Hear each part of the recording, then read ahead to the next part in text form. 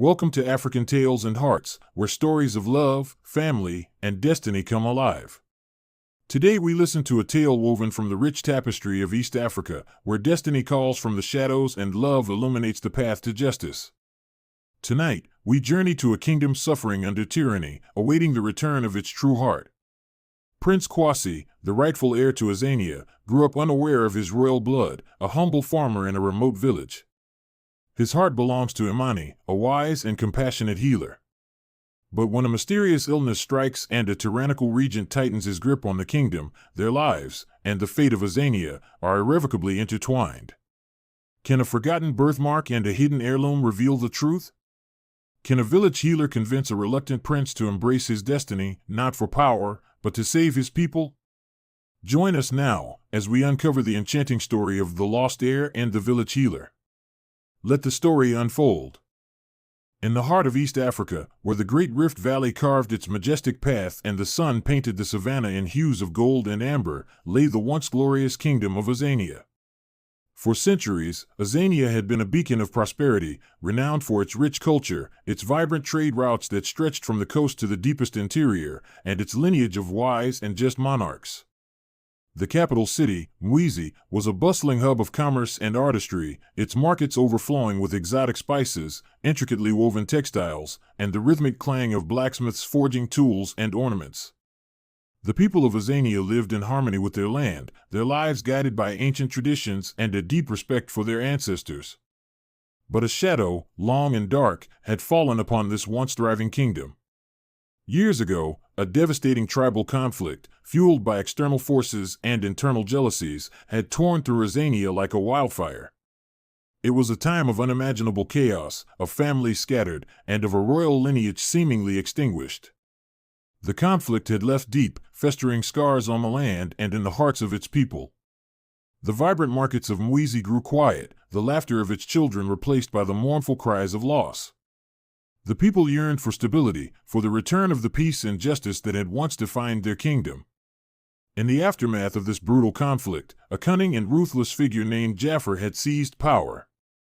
Regent Jafar, a distant cousin to the royal line, was a man whose ambition knew no bounds. He was shrewd, manipulative, and utterly devoid of compassion.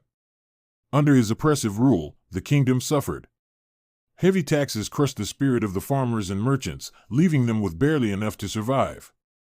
Dissent, even the faintest whisper of discontent, was brutally suppressed, its proponents disappearing into the regent's dark dungeons. Fear, a cold, insidious presence, permeated every corner of Azania, slowly strangling the hope that once burned so brightly in the hearts of its people. The once proud kingdom withered under his iron fist, its glory fading into a distant memory. Yet, amidst this despair, a flicker of hope persisted, a quiet rebellion in the hearts of the common folk. Whispers of the lost prince, the rightful heir to the throne, still circulated in hushed tones around evening fires and in the secret corners of the market. Prince Kwasi, the true son of the last benevolent king, had been separated from his family during the chaos of the tribal conflict when he was but a small child. He was believed to have perished, lost to the ravages of war. But some believed he had survived, a hidden seed of royalty waiting to sprout. These whispers, though dangerous, were a lifeline for the people, a dream of a future where justice would once again reign. Unaware of his royal lineage, Prince Kwasi had indeed survived. He had been found, a bewildered and terrified infant, by a kind-hearted woman from a remote, peaceful village nestled deep within the fertile plains, far from the capital's turmoil. He grew up as a humble farmer, learning the rhythms of the earth, the wisdom of the seasons, and the profound values of community. His hands, strong and calloused, knew the feel of rich soil and the weight of a bountiful harvest. He was known for his kindness, his quiet strength, and an innate sense of justice that guided his every action.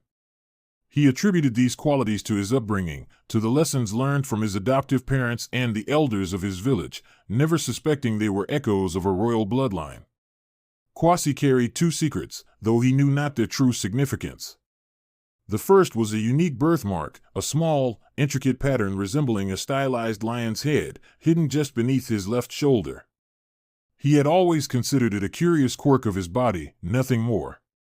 The second was a small, seemingly ordinary, forgotten royal heirloom, a beautifully carved wooden pendant depicting a soaring eagle that he had worn around his neck since he could remember. His adoptive mother had told him it was a charm, found with him as a baby, and he cherished it as a link to his unknown past, never imagining it was a key to a forgotten destiny. In this same tranquil village lived Imani, a compassionate and wise village healer. Her presence was a balm to the community, her gentle demeanor and keen intellect earning her the deep respect of all. Imani was revered for her profound knowledge of herbs, ancient remedies, and her intuitive understanding of both physical and spiritual ailments. She could soothe a fever with a concoction of forest leaves, mend a broken bone with practiced hands, and calm a troubled spirit with her gentle words. She embodied the wisdom and resilience of her people, a living repository of ancestral knowledge. Imani's profound connection to the natural world was evident in her every action. She drew her healing powers from the forests that bordered their village, from the clear rivers that fed their crops, and from the very earth beneath her feet. She spent countless hours in nature, listening to the whispers of the wind, observing the intricate dance of life, and gathering the potent ingredients for her remedies. She was a source of comfort and hope for her community, her healing touch a constant reminder of the earth's enduring generosity. Beyond her healing skills, Imani possessed a keen observational nature, an ability to see beyond the surface, to discern the hidden truths that lay beneath appearances. It was a trait that would, in time, prove to be the key to unlocking a kingdom's destiny. Life in Kwasi's adopted village flowed with the gentle rhythm of the seasons, a stark contrast to the turbulent currents that now gripped the capital city of Mwizi. Each day began with the crow of the rooster and the soft glow of dawn painting the eastern sky. Kwasi, with his broad shoulders and strong hands, was a pillar of the farming community. He rose before the sun, tending to his fields with a dedication born of love for the land and respect for the sustenance it provided. He found a profound joy in the simple pleasures, the feel of rich soil beneath his bare feet, the scent of freshly tilled earth, the sight of young shoots pushing through the ground, promising a bountiful harvest. He was content, his heart finding fulfillment in honest labor and the camaraderie of his fellow villagers. He would often share his harvest with those less fortunate, his generosity a quiet, unspoken testament to his character. His days were filled with the rhythms of farming, planting, weeding, harvesting, punctuated by communal gatherings, storytelling sessions under the stars, and the occasional lively market day. He was a man of few words, but his actions spoke volumes. He was the first to offer help when a neighbor's roof needed mending, the strongest arm to pull a stubborn ox from the mud, and the most patient listener when a friend needed to unburden their heart. He was, in every sense, a man of the people, deeply rooted in the values of his adopted home. It was within this peaceful existence that Imani's influence gently, yet profoundly, began to shape Kwasi's world. He had always respected her, as did everyone in the village, for her wisdom and her healing touch. But as he grew into manhood, his respect deepened into something more profound. He found himself increasingly drawn to her hut, not just for remedies for a scraped knee or a persistent cough, but for her calm presence, her insightful observations, and the quiet strength that radiated from her. Imani, with her serene gaze and gentle smile, possessed a unique ability to see beyond the obvious, to understand the unspoken anxieties that troubled the villagers. Their interactions were always filled with mutual respect, a quiet dance of two souls recognizing a kindred spirit. Kwasi would often bring her fresh herbs he found in the forest, or a particularly plump fish from the river, not as payment, but as an offering of gratitude. Imani, in turn, would share her knowledge of the plants, their properties, and the ancient stories connected to them. She saw in Kwasi a kindness that transcended his physical strength, a deep well of compassion that resonated with her own spirit. She noticed his innate sense of fairness, how he would always mediate disputes among the younger farmers with a wisdom beyond his years, always seeking a solution that benefited all. Their deepening connection was a slow, organic blossoming, like the most beautiful flower unfolding under the gentle East African sun.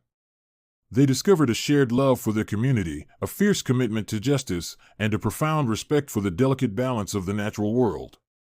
They would often walk together along the riverbanks at dusk, the setting sun painting the water in fiery hues, discussing the day's events, the health of the village, and the subtle shifts in the forest.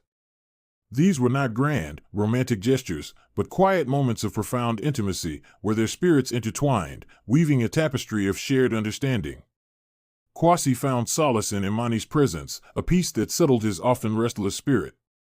He would tell her of his day, of the challenges in the fields, and sometimes of the vague, unsettling dreams he had of grand palaces and unfamiliar faces. Imani would listen patiently, her eyes thoughtful, her hand sometimes resting gently on his arm, a touch that sent a warmth through him. Their love was quiet, profound, and deeply rooted in their shared life, a testament to the idea that the strongest bonds are often forged in the most unassuming of circumstances. It was during one such quiet evening, as Imani was tending to a minor cut on Kwasi's shoulder, that her keen observational skills came into play.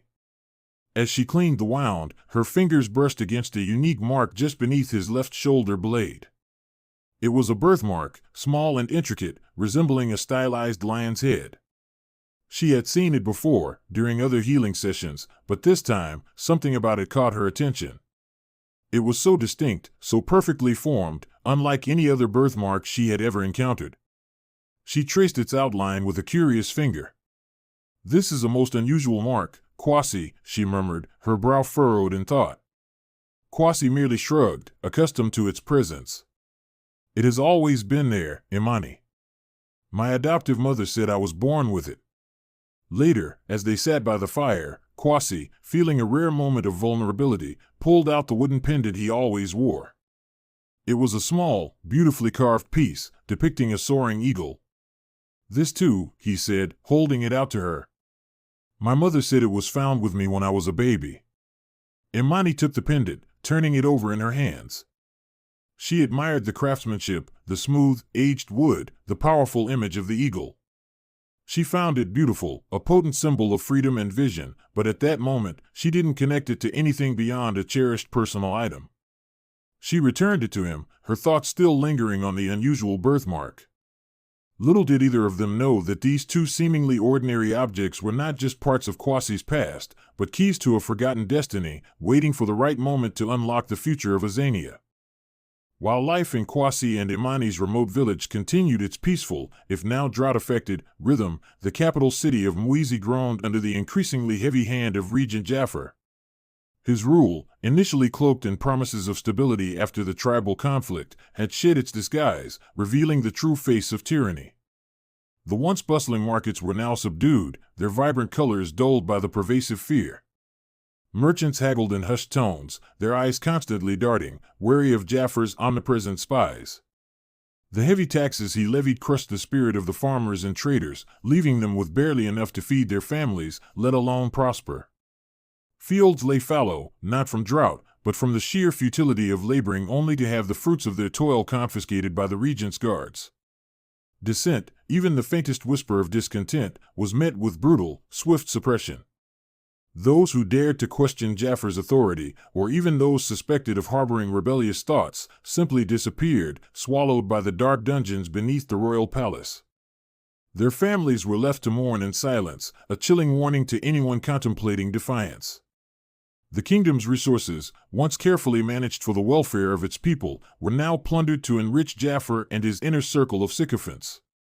The royal treasury, once a symbol of Azania's wealth, was emptied to fund Jafar's lavish lifestyle and to pay for his ever-growing army of mercenaries. Hope, a fragile flame in the hearts of the people, flickered precariously, threatening to be extinguished by the relentless wind of oppression.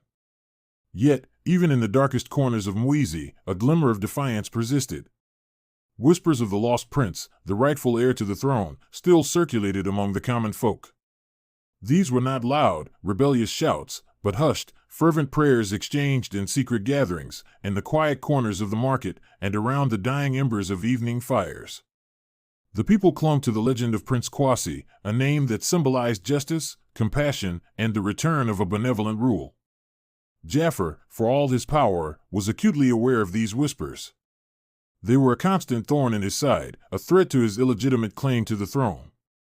His paranoia grew with each passing day, driving him to increasingly cruel measures to stamp out any mention of the true royal line. In a cunning move designed to both quell unrest and, he hoped, expose any remaining loyalists, Jafar issued a royal decree. It promised a substantial reward, a fortune in gold and land, to anyone who could prove the prince's identity. His true intention, however, was not to find the rightful heir. He sought a malleable figurehead, a puppet ruler he could control, a young, naive prince he could parade before the people to legitimize his power and quell the growing unrest. He believed that by controlling the heir, he could forever cement his tyrannical grip on Azania. The decree described the prince's unique birthmark, a stylized lion's head, and mentioned a forgotten royal heirloom, hoping to lure out any pretenders or those who knew the truth. Meanwhile, in Kwasi and Imani's remote village, a new crisis was unfolding. The drought, though severe, had been manageable thanks to their traditional wisdom and Imani's healing skills. But now, a mysterious, virulent illness swept through the community, striking down young and old alike. It was unlike anything Imani had ever encountered. Her usual remedies, potent concoctions of forest herbs and river minerals, proved effective for some, but the illness was spreading rapidly, its symptoms growing more severe with each passing day. The village, usually a haven of health, was now filled with the groans of the sick and the anxious faces of their families. Imani worked tirelessly, her compassion driving her to the brink of exhaustion, but she lacked the rare, potent ingredients needed for a full cure. Ingredients that could only be found in the royal apothecaries of Mwizi. Driven by her unwavering commitment to her people, Imani made the difficult, dangerous decision to travel to the capital. The journey was fraught with peril, not just from the elements, but from Jaffar's ruthless guards who patrolled the roads. Kwasi was deeply worried for her safety. He pleaded with her to reconsider, to let him go instead, but Imani was resolute. "My place is with the sick, Kwasi," she said, her voice firm, "and the cure lies in Mwizi. I must go." He understood the necessity of her mission, the desperate need for the rare medicines. With a heavy heart, he bid her a heartfelt farewell, promising to keep their village safe in her absence, his gaze lingering on her retreating figure until she disappeared over the horizon. Imani's arrival in Mwizi was a shock to her senses. The city, once a vibrant tapestry of life, was now a grim, oppressive place.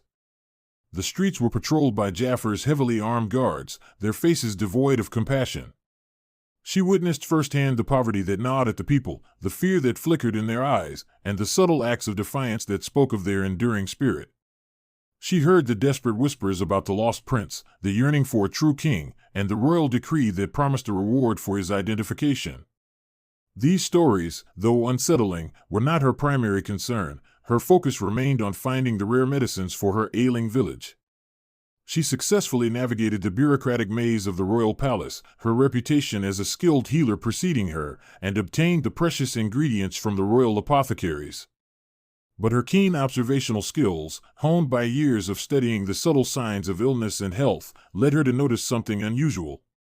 While consulting ancient texts on rare herbs, she stumbled upon an old, faded tapestry depicting the royal family.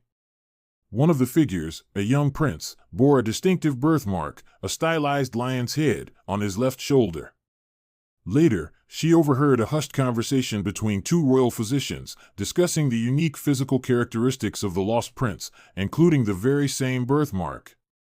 A jolt of recognition, cold and sharp, shot through her. The birthmark described in the decree, the one she had seen on the tapestry, was strikingly similar to Kwasi's.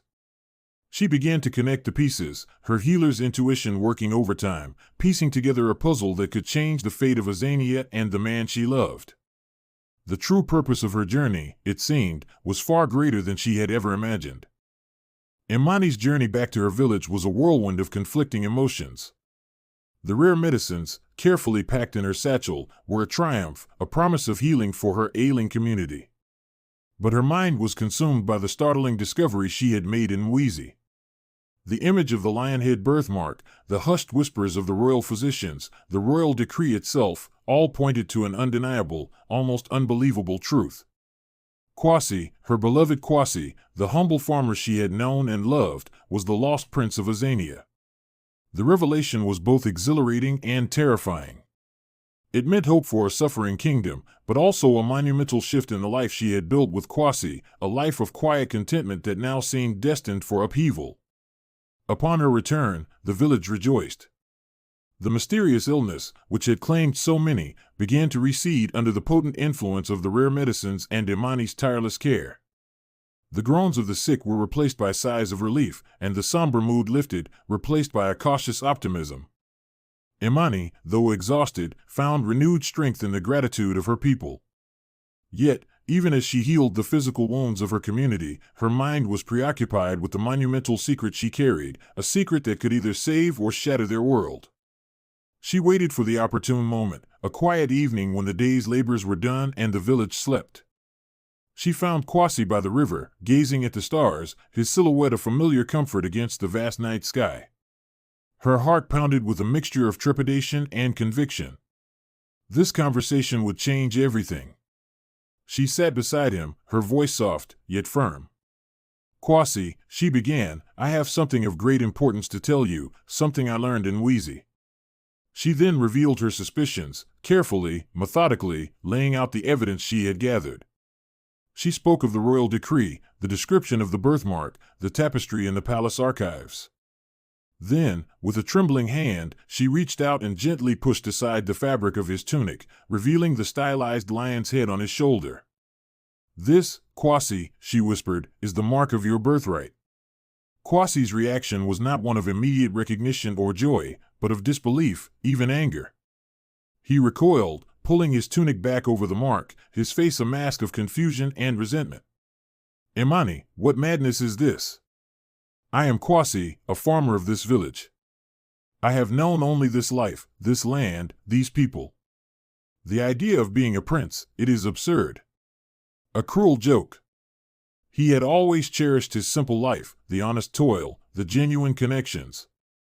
The thought of being thrust into a world of power and politics, a world he knew only through the grim stories of Jafar's tyranny, filled him with dread. More than that, he feared losing Imani, losing the quiet, profound love they had built. He saw the crown not as a symbol of honor, but as a heavy burden that would separate him from everything he held dear. Imani, understanding his fear and confusion, did not push. Instead, she used her wisdom and her deep understanding of Kwasi's character to gently persuade him. She spoke not of power, but of responsibility. "Kwasi," she said, her voice filled with a quiet strength, "your destiny is not about power for its own sake. It is about saving our people, your people, from Jafar's tyranny. It is about restoring justice to Azania, about bringing back the peace you have always cherished in our village." She reminded him of his innate sense of justice, his compassion for the vulnerable, his unwavering commitment to what was right. "These are not the traits of a mere farmer, Kwasi. These are the qualities of a true king, a king Azania desperately needs." She then asked him about the wooden pendant, the soaring eagle he always wore. "Show me the charm you carry, Kwasi." He reluctantly pulled it from beneath his tunic. Imani took it, her fingers tracing the intricate carving. She had seen it before, but now, with her new knowledge, she examined it with fresh eyes. Her thumb brushed against a tiny, almost imperceptible seam on the back of the pendant. With a gentle twist, a hidden compartment sprang open, revealing a miniature, intricately folded scroll. Inside, written in ancient royal script, was a message from his birth mother, confirming his identity, his lineage, and a plea for him to return and reclaim his throne when the time was right. It was undeniable proof, a voice from the past reaching out to its lost heir. Kwasi read the scroll, his hands trembling. The words resonated deep within his soul, awakening dormant memories, echoes of a life he had forgotten. The birthmark, the heirloom, the dreams of grand palaces, it all clicked into place. The truth, once a terrifying burden, now settled upon him with a sense of profound clarity. He looked at Imani, his eyes filled with a mixture of awe, fear, and a dawning resolve. He understood now.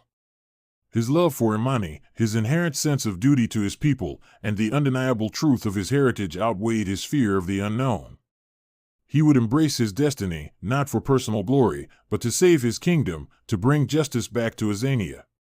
He would do it for his people, and he would do it for Imani. With Kwasi's reluctant but resolute acceptance, the true work began. Imani, with her deep connections within the village, and Kwasi, with his natural leadership, discreetly sought out loyalists to the true royal family. Mama Uchenna, the wise elder, proved invaluable, her network of contacts extending far beyond Kijiji.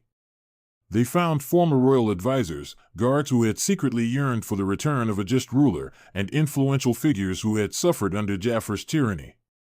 These loyalists, their hope rekindled by the return of the true prince, pledged their unwavering support.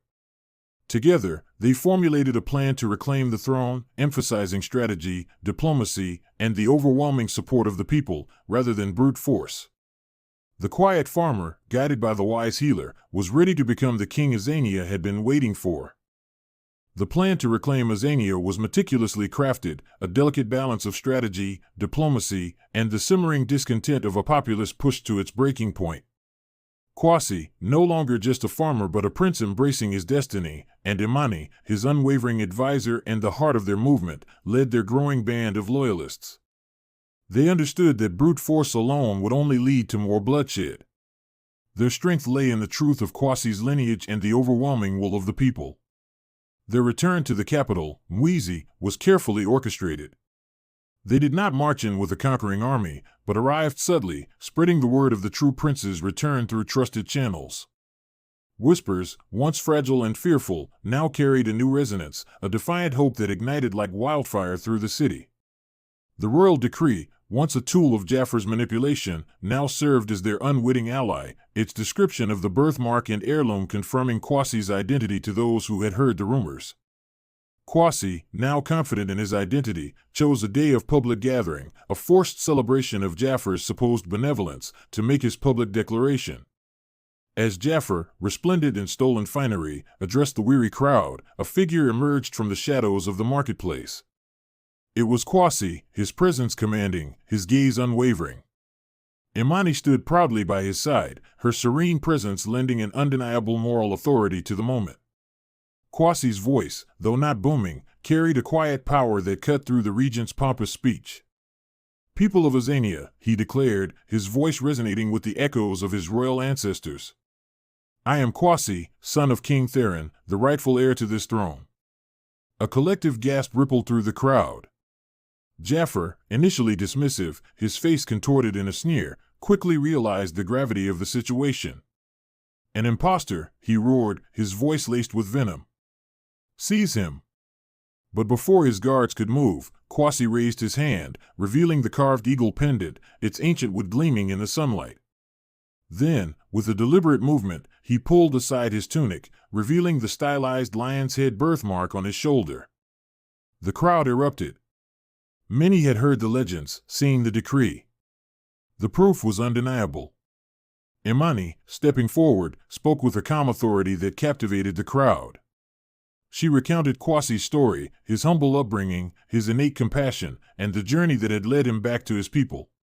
She spoke of Jafar's tyranny, the suffering of the people, and the true meaning of leadership, not power, but service. Her words resonated deeply with the oppressed citizens, stirring their long-suppressed anger and igniting a fire of rebellion. Inspired by Kwasi's courage and Imani's wisdom, the people of Azania rose up. It was not a chaotic mob, but a unified force, their voices a thunderous roar demanding justice. The guards, many of whom had suffered under Jafar's rule themselves, hesitated, then faltered. Seeing the tide turn, and witnessing the undeniable legitimacy of Kwasi, many of Jafar's own soldiers abandoned him, throwing down their weapons and joining the swelling ranks of the people. The palace guards, loyal only to their pay, found themselves outnumbered and outmaneuvered.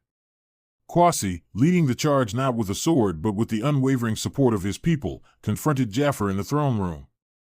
The regent, stripped of his power and his guards, was a pathetic figure, his arrogance replaced by desperate fear. The confrontation was swift.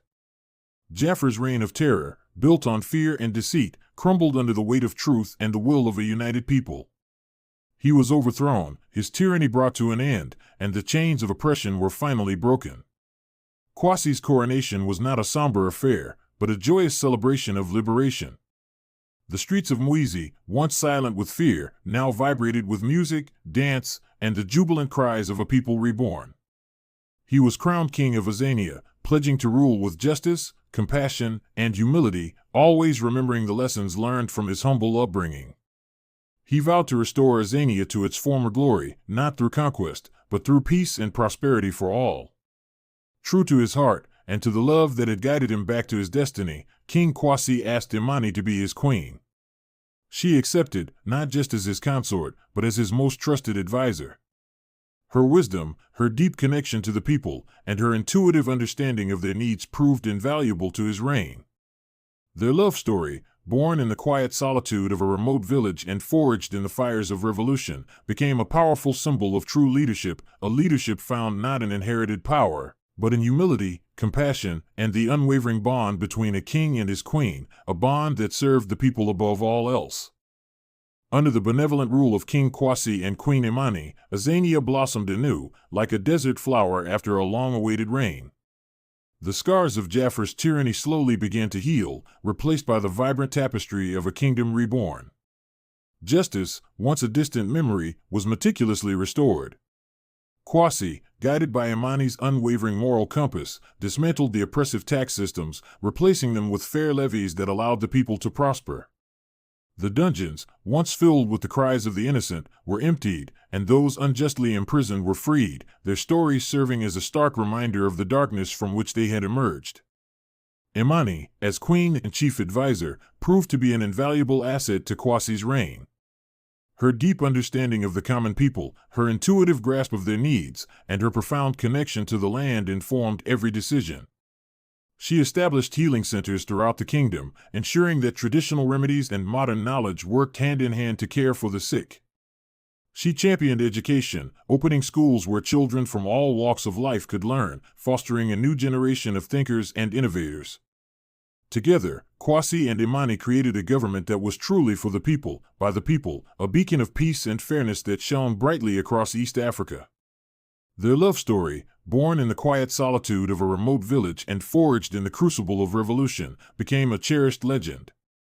It was celebrated not just as a tale of a lost prince reclaiming his throne, but as a powerful testament to the idea that true leadership is found not in inherited power or grand titles, but in humility, compassion, and the unwavering bond between two souls dedicated to the welfare of their people.